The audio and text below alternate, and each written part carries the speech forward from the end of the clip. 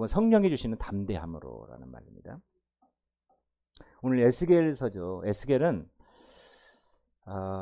청년 시절에, 그러니까 청년이라고 하면 청소년 시기도 될 수 있겠고, 청년 시절에 바벨론으로 포로로 잡혀갔었습니다. 그런데 어느 날 갑자기 하나님이 환상 중에 에스겔을 부르셨습니다. 그리고 하나님이 주시는 말씀을 전하라고 명령하셨습니다. 우리는 모두 세상으로 보냄을 받은 그리스도의 증인입니다. 우리는 모두 하나님으로부터 복음을 전해야 할 사명을 받았습니다. 사실 사명이 있기 때문에 이 땅에 우리를 남겨두신 거예요. 나이가 들었어도. 그냥 건강하게 오래 살라고 이 땅에 우리를 남겨두신 게 아니에요. 우리 예수 믿는 사람은 그래요. 나에게 생명을 연장시키고 지금 건강한 몸을 주시고 또 육신을 입고 이 땅에 내가 사는 것은 사명을 감당하도록 하기 위해서 기도를 하든지 복음을 전하든지 하는 것입니다. 그러나 전도하는 것이 그리 녹록하지는 않습니다. 그래서 마음 한구석에는 할 수만 있으면 피하고 싶다는 생각이 간절합니다. 부끄러움 때문에 또 체면 때문에 입을 열기가 어려울 때도 있습니다. 구약시대에 하나님이 직접 내리시는 명령을 듣고도 안 가겠다고 버티던 사람들이나 오늘날 하나님께서 전도하라고 말씀하시는데도 쉽게 발길이 떨어지지 않는 우리나 비슷한 것 같습니다. 이와 같이 에스겔이 두려워하고 주저하는 것을 잘 아시는 하나님께서는 사전에 에스겔로 하여금 무엇을 가지고 누구에게 가서 어떻게 전해야 할 것인가에 대해서 철저하게 준비시키셨습니다. 하나님께서 우리 모두를 이와 같이 준비시켜 주셔야만 우리도 전도할 수 있습니다. 그렇다면 하나님은 에스겔에게 무엇을 준비시키셨을까요? 첫 번째로는 에스겔에게 말씀을 먹도록 하셨습니다. 환상 중에 하나님이 그에게 나타나셔서 두루마리를 내어주시면서 먹으라고 명령하셨습니다. 그 당시에는 책이 두루마리에다가 적었잖아요. 오늘날처럼 이런 책이 아니고. 1절 한번 띄우겠습니다. 1절 같이 읽겠습니다. 또 그가 내게 이르시되 인자야 너는 발견한 것을 어떻게 해요? 먹으라. 너는 이 두루마리를 먹고 가서 이스라엘 족속에게 말하라 하시기로. 에스겔은 이 명령에 따라서 입을 벌려서 그 두루마리를 먹었습니다. 이것은 환상입니다. 어떻게 사람이 두루마리를 먹어요?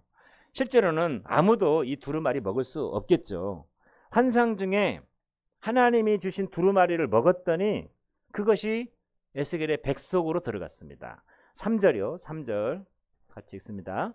내게 이르시되 인자야 내가 내게 주는 이 두루마리를 네 배에 넣으며 내 창자에 채우라 하시기에 내가 먹으니 그것이 내 입에서 달기가 꿀 같더라. 두루마리를 먹었더니 배가 든든해졌고 입에는 꿀송이처럼 달았습니다. 하나님이 에스겔에게 이 두루마리를 먹으라고 하신 이유는 남에게 전하기 위해서는 전하는 자 자신이 먼저 그 말씀을 소화해야 하기 때문입니다. 음식을 먹어야 그것이 내 살과 피가 되듯이 하나님의 말씀을 먹어야 그것이 내 것이 돼서 내 생각, 내 감정, 내 의지가 그 말씀에 사로잡히게 됩니다. 이것을 자기 내면화 작업이라고 말합니다. 쉽게 말하면 내가 먼저 말씀을 통해서 은혜 받는 것을 의미해요. 한번 생각해 보십시오. 내가 먼저 하나님의 말씀을 먹어서 내 안에 가득히 채우지 않고서 또 내가 먼저 그 말씀을 내 입에 꿀송이처럼 단 것으로 받아들이지 않고서 어떻게 남에게 확신을 가지고 전할 수 있겠습니까? 어떻게 상대방의 마음을 움직일 수 있겠어요? 어떻게 감동을 줄 수 있겠어요? 그렇기 때문에 하나님은 에스겔에게 먼저 먹으라고 말씀하신 것입니다. 말씀을 전하기 위해서는 먼저 자신이 말씀으로 충만하게 채워져야 합니다. 말씀을 받아들여서 내 삶에 젖어들게, 스며들게 해야 하는 것이죠. 사실 하나님이 에스겔에게 전하라고 주신 말씀은 사람들이 받아들이기에 좋은 소식이 아니었어요. 에스겔 2장 10절이요. 함께 읽겠습니다. 그가 그것을 내 앞에 펴시니 그 안팎에 글이 있는데 그 위에 애가와 애곡과 재앙의 말이 기록되었더라. 그 두루마리에는 앞뒤로 온통 하나님의 심판에 관한 이야기만 잔뜩 기록되어 있었습니다. 그러므로 그 말씀은 입에 꿀송이처럼 달기는 고사하고 오히려 쑥과 같이 쓴 말씀이어야 했습니다. 그럼에도 불구하고 에스겔이 먹어보니까 달았어요. 그 이유가 무엇이었을까요? 하나님은 공의로 심판하시는 분이지만 그분 앞에 무릎을 꿇고 심판을 달게 받으면서 하나님의 인자와 긍휼을 간절히 사모하면 심판의 말씀도 저주의 말씀도 꿀송이처럼 단 은혜의 말씀이 될 수가 있는 것입니다. 그러므로 겉으로 보기에는 쓴 말씀 같지만 그 말씀을 먹고 은혜를 받으면 단 말씀이 되는 것이죠. 이 세상에 나가서 복음을 전하기 위해서는 우리도 먼저 에스겔처럼 이 복음의 말씀을 먹어야 하는 것입니다. 우리 손에는 성경이 들려져 있습니다. 이 성경이 말하는 대주제는 뭐죠? 예수 그리스도입니다. 우리는 성경을 읽으면서 예수 그리스도를 발견해야 돼요. 구약에 예수님 안 나타나는데요. 구약에도 예수님을 예표하고 있는 그런 내용들이 많습니다. 예수님이 이 세상에 오셔서 나를 구원하시려고 십자가를 지신 이야기가 어디에 쓰여 있어요? 성경에 쓰여 있습니다. 죄와 사망의 권세를 이기시고 부활하신 이 영광스러운 이야기가 성경에 기록되어 있습니다. 누구든지 예수님을 믿기만 하면 죄 사함을 받고 하나님의 자녀가 되고 하나님 나라의 영원한 생명을 축복으로 받게 된다는 이 엄청난 약속이 어디에? 우리 손에 들려있는 성경에 기록되어 있는 것입니다. 그러므로 이 말씀을 먼저 내 것으로 먹기만 하면 그 말씀이 내 입에 꿀송이처럼 달 수밖에 없습니다. 그러나 먼저 먹어보지 않고 맛보지 않았다면 그 말씀이 그렇게 단지도 모르는 것입니다. 왜 밤낮 없이 우리가 하나님의 말씀을 읽어야 할까요? 그 말씀을 먹기 위해서입니다. 왜 설교를 자주 들어야 할까요? 왜 말씀을 밤낮으로 묵상해야 할까요? 하나님의 말씀을 먹기 위해서입니다. 사람은 육으로만 돼 있지 않고 영으로 하나님께 지으심을 받은 사람이에요. 받은 존재예요. 그렇기 때문에 말씀을 먹지 않으면 영이 죽습니다. 영이 기가 가운데 있는 것입니다. 보기에는 멀쩡해요. 아무런 문제 없는 것 같아. 근데 말씀을 먹지 않으면 완전히 영은 죽어 있는 상태에 있는 것입니다. 그러므로 우리가 먹어야 되는 것이죠. 먹어야 그것이 정말로 기쁜 소식이라는 것을 알게 되는 것입니다.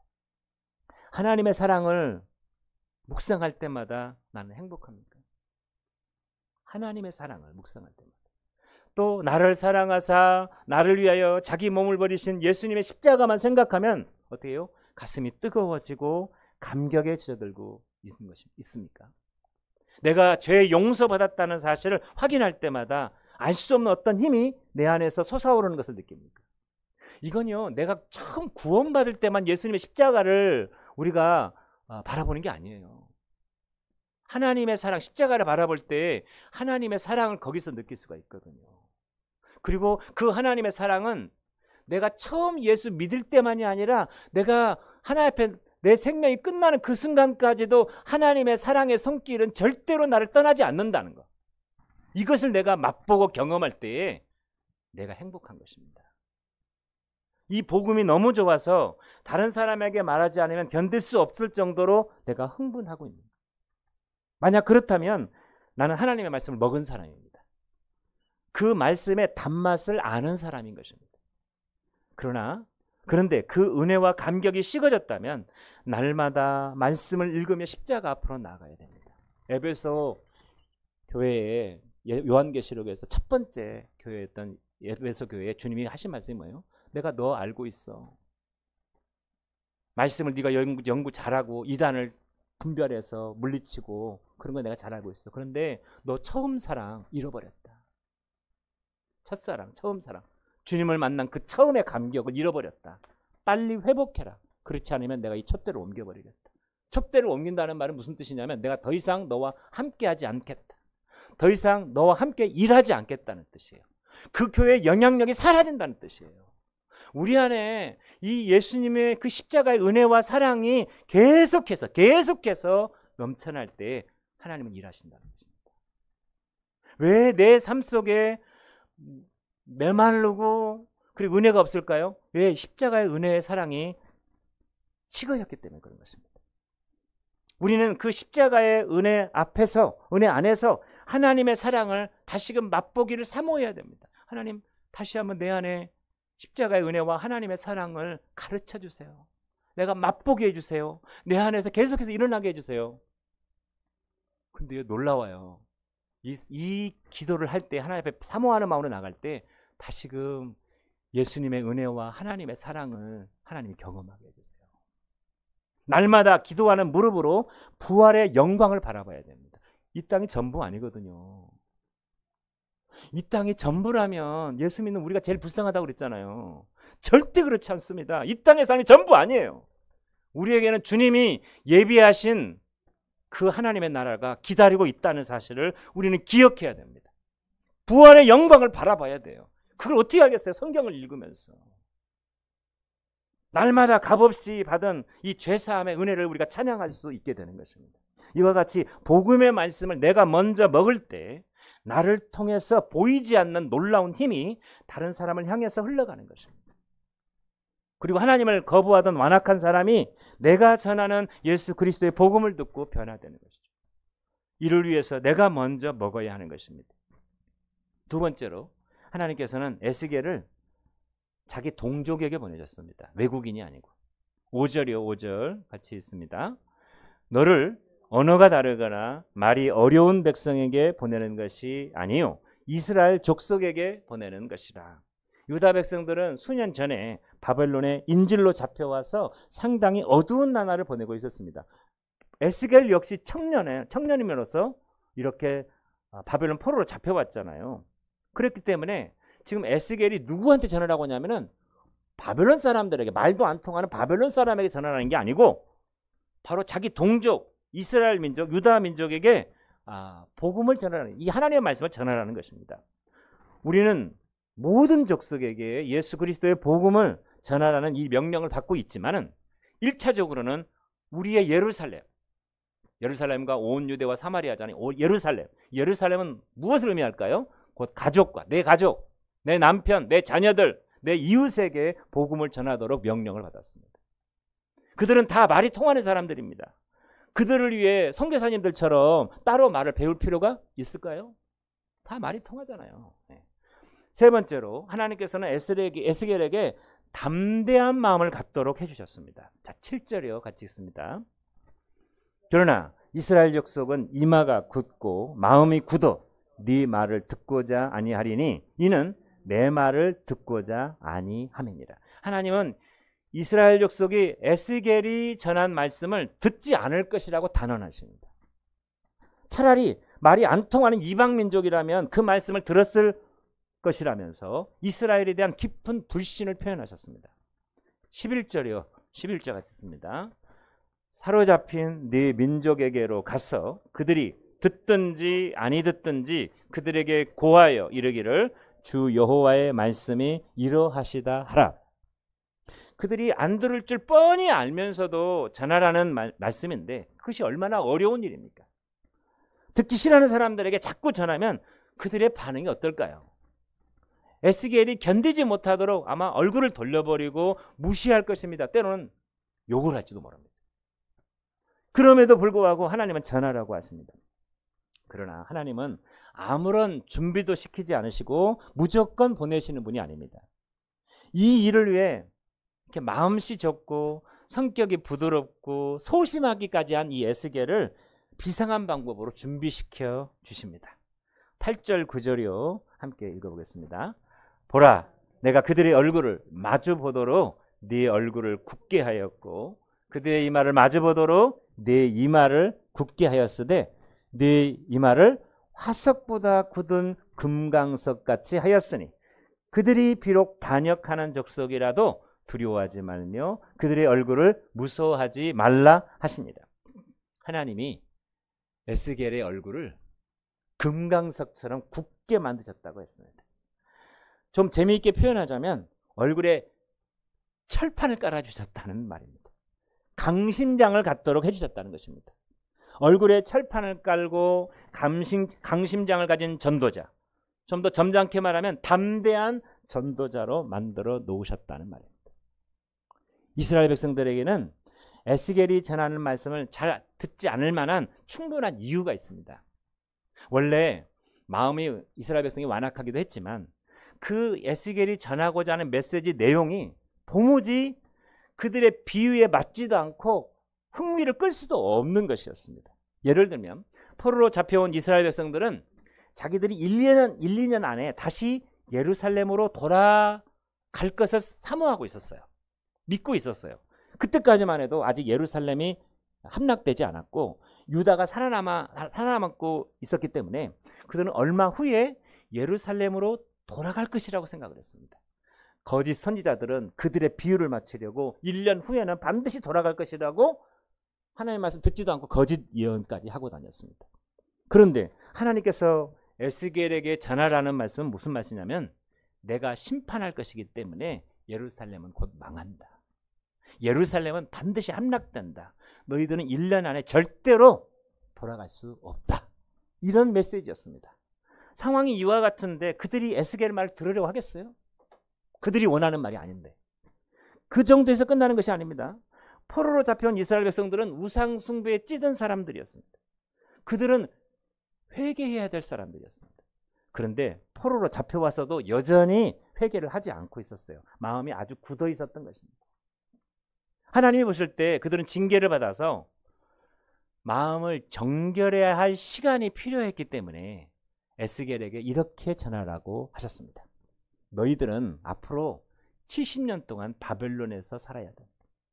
그러므로 예루살렘에 돌아간다는 헛된 꿈을 꾸지 말고 여기서 결혼해서 자녀를 낳고 삶의 터전을 잘 닦아 정착해야 된다. 70년 후가 되면 그때는 내가 너희를 고향 땅으로 돌려보내겠다. 그때가 되면 너희들의 마음이 깨끗해질 것이다.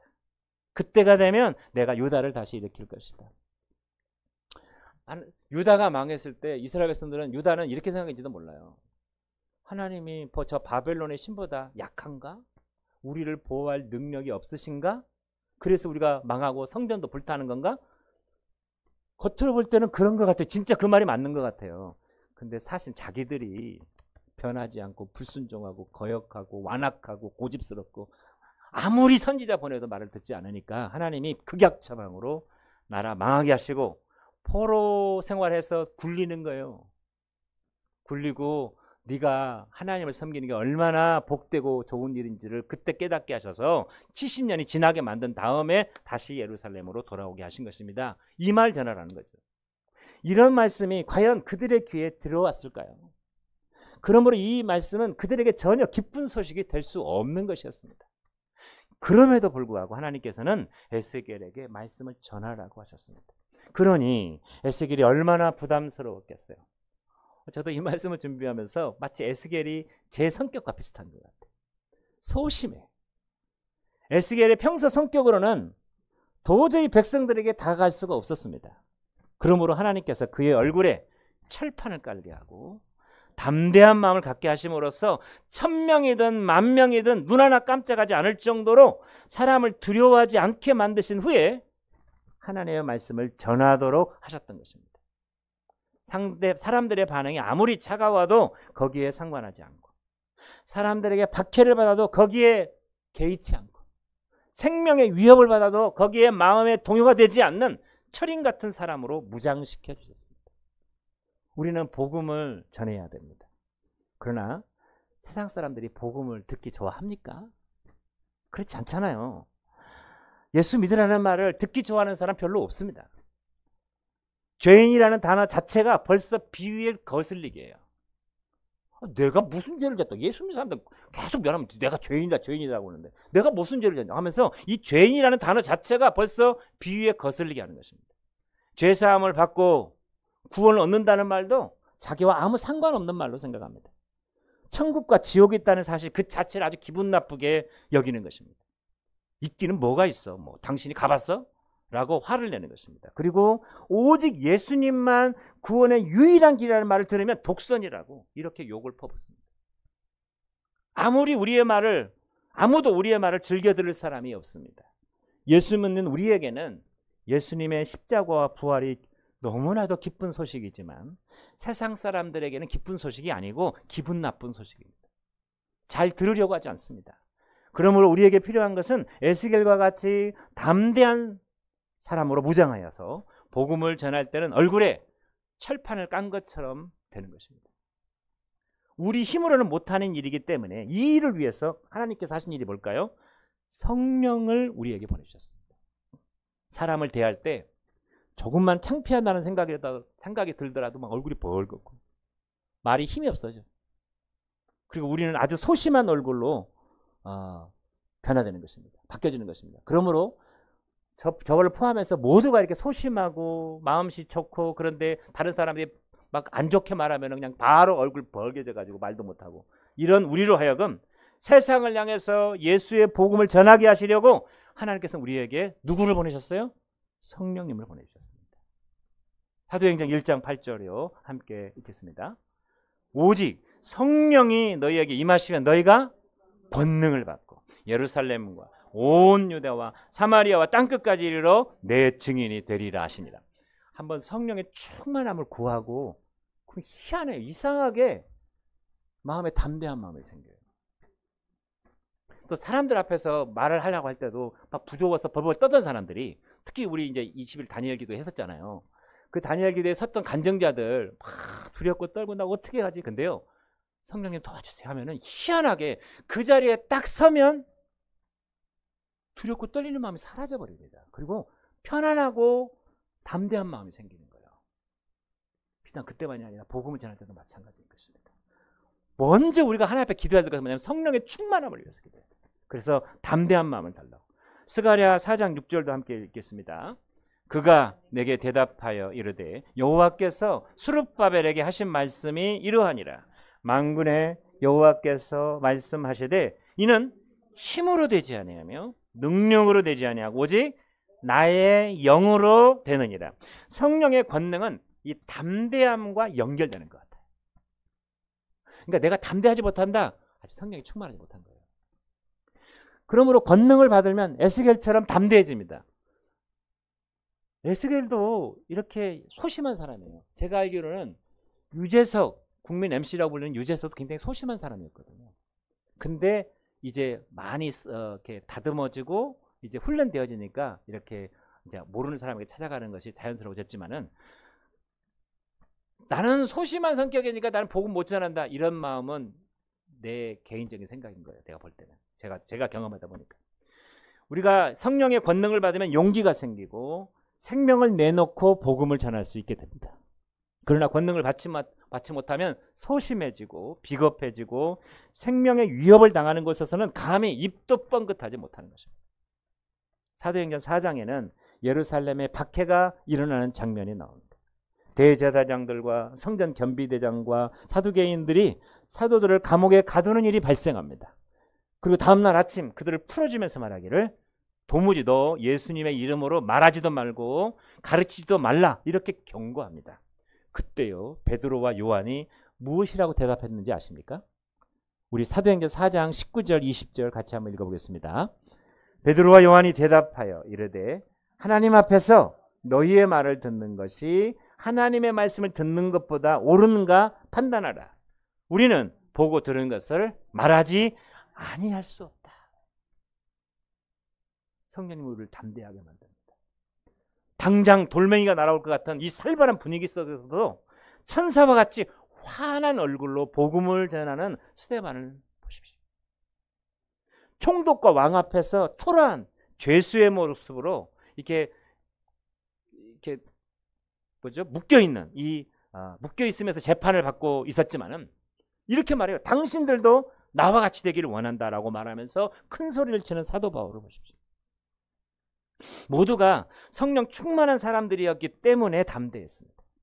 사람을 두려워하지 않았고 사람의 눈치를 보지 않았습니다. 우리에게는 이 성령의 능력으로 무장하는 담대함이 필요합니다.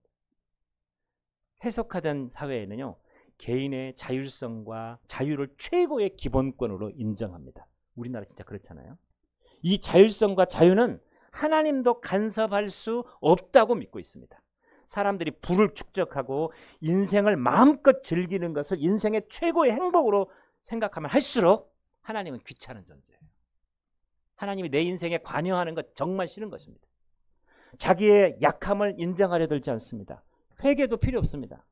이 세상이 살기 좋아지면 좋아질수록 복음의 반대자들은 점점 더 많아지게 됩니다. 그러므로 하나님이 성령님을 우리에게 보내셔서 이런 사람들을 상대해서 복음을 전하도록 우리를 무장시키시는 것입니다. 사람들을 사로잡고 있는 악한 영을 굴복시키기 위해서 우리는 성령의 능력으로 무장해야 합니다. 그래야만 우리가 전하는 복음 앞에 영혼들이 무릎을 꿇게 되는 것입니다. 하나님께서 이 능력을 우리에게 주시도록 기도해야 돼요. 이 능력을 우리를 무장시켜달라고 간절히 기도해야 되는 것입니다. 특히 저처럼 소심한 사람들은 더 기도해야 돼요. 성령님의 충만함을 위해서 기도해야 되는 것입니다. 소돔성이 하나님의 심판을 받아서 멸망을 앞두고 있을 때까지, 심지어 유황불이 떨어져 이 소돔성이 망하는 그날 아침까지 성문에 서서 날마다 하나님의 말씀을 맺힌 어떤 노인이 있었다는 이야기가 있습니다. 우화인지 전설인지는 모르지만 그 이야기 속에는 우리가 귀담아 들어야 할 중요한 의미가 담기기 때문에 제가 이 말씀을 인용합니다. 어느 날 하나님의 말씀을 외치고 있는 그 노인에게 찾아가서 누군가가 물었어요. 할아버지, 아무리 할아버지가 외쳐도 사람들은 들으려고도 안 하고 변화도 되지 않는데 왜 쓸데없이 날마다 외치고 있습니까? 그 말을 들은 노인이 이렇게 대답했다고 합니다. 나는 그들이 나를 변화시키지 못하도록 계속 외치고 있어. 소돔과 고모라는 굉장히 악한 도시죠. 아무리 의로운 롯과 같은 사람이라도 자기도 모르는 사이에 점점 소돔 사람을 닮아가고 있었습니다. 이 노인은 자기도 가만히 있다가는 나중에 소돔 사람처럼 되어버릴 것이고 하나님의 심판을 면할 수 없다는 위기감을 느낀 것입니다. 그래서 그는 하나님의 말씀을 외치는 자가 되었습니다. 내가 외치고 있는 이상 나는 소돔 사람을 되지 않는다. 내가 외치고 있는 이상 소돔 사람은 변화를 받지 않을지라 모르지만은 적어도 나는 절대로 소돔 사람을 닮아가지는 않을 것이다. 외치고 있는 이상 나는 건재하고 나는 괜찮다. 어떻게 생각하세요? 오늘날 우리도 이런 상황에 놓여 있지 않습니까? 제가 보니까 복음을 전하지 않으면 어느새 세상의 문화와 가치관이 나한테 스며들어 가지고 내가 세상 사람처럼 바뀌어지고 있는 거예요. 전도하라고 해도 우리는 입을 열고 있지는 않습니까? 예수님을 믿지 않고 세상을 즐기다가 내일 당장 죽어야 될 이 생사의 기로에 놓인 사람을 보아도 그 영혼을 불쌍히 여기는 마음이 없이 태연하게 우리가 입을 다물고 있지 않습니까? 그렇다면 분명한 사실이 하나 있습니다. 나는 자신도 모르게 세상 사람을 닮아가고 있는 것입니다. 내가 입을 다물고 있기 때문에 내가 세상 사람 쪽으로 끌려가는 것입니다. 그러나 성령의 담대함을 가지고 하나님의 복음을 듣든지 아니 듣든지 상관하지 않고 외치면 세상도 구원하고 나도 구원하는 것입니다.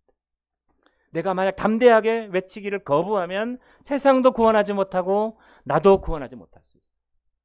다시 말하면 세상도 망하고 나도 망하는 것입니다. 잠잠한 교회는 결국 세상을 닮아가게 되어 있고 세상을 닮아가는 교회는 반드시 망하게 되어 있습니다. 아까 말한 것처럼 복음이 내 안에 살아있을 수 내가 먼저 복음을 먹어야 돼. 하나님의 사랑, 예수 그리스도의 십자가 은혜가 내 안에서 계속해서 살아있어야 돼요. 그래야 전할 수 있고, 그리고 성령의 충만함을 받아서 담대한 마음을 얻어서 그들이 듣든지 아니든지 어떤 반응을 하든지 거기에 상관없이 복음을 전할 수 있는 사람이 되어야 되는 것입니다. 성령의 담대함을 가지고 전도해야 하는 것이 사람들을 구원하기 위함이지만은 그 사람들이 결국 듣지 않고 한 사람도 돌아오는 자가 없다 할지라도 나는 손해를 보지 않습니다. 전함으로써 내가 살기 때문에 그렇습니다. 전함으로써 교회가 건강해질 수 있기 때문에 그렇습니다. 하지만 지금이라도 전하면 많은 사람이 구원을 받습니다. 전도의 문은 열려 있습니다. 은혜의 문은 열려 있습니다. 고린도후서 6장 2절 같이 읽겠습니다. 이르시되 내가 은혜 베풀 때 너에게 듣고 구원의 날에 너를 도왔다 하셨으니 보라 지금은 은혜 받을 만한 때요 보라 지금은 구원의 날이로다. 그러므로 우리는 하나님의 말씀을 어떻게 해요? 먼저 먹어야 합니다. 복음의 말씀을 내가 먹고 흥분해야 돼요. 그 말씀 속에서 행복을 찾아야 되는 것입니다.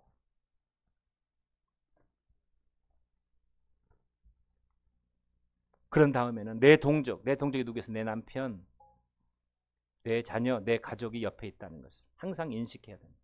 내가 그들에게 보냄을 받았다는 것을 늘 기억하고 살아야 됩니다.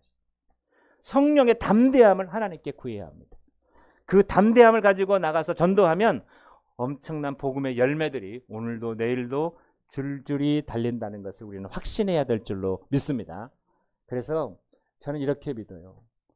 우리가 이제 2부 예배로는 도저히 사람이 많아서 다 못 드린다. 그래서 1부 예배까지 같이 또 생겨나서 예배를 드려야 된다. 그리고 그들이 다 예수님의 사람으로, 예수님을 사랑하는 사람으로, 예수님의 제자로 세워진 일들을 꿈꾸는 것입니다. 하나님께서 아직 복음의 문을 닫지 않으셨습니다. 한국교회 아직 버리시지 않으셨습니다. 하나님께서는 아직도 은혜의 문을 활짝 열어놓고 계십니다. 아무리 예수 믿는 사람이 좋지 않은 냄새를 피워도 아직도 하나님께서는 이 땅에 은혜와 긍휼을 베풀고 계시는 것입니다. 그러므로 우리가 담대하게 전하기만 하면 하나님의 놀라운 역사가 일어날 줄로 믿습니다. 성령이 충만해야 남편에게도 자녀들에게도 복음 전할 수 있어요. 희한하죠? 성령 충만하지 않으면 말하다가도 입속 쏙 들어가 버려요. 말을 못해. 못한다니까요. 그러나 성령이 충만하면 담대하게 말할 수 있어요. 이런 담대한 성령의 역사가 저와 여러분에게 일어나기를 주님의 이름으로 축복합니다. 아멘.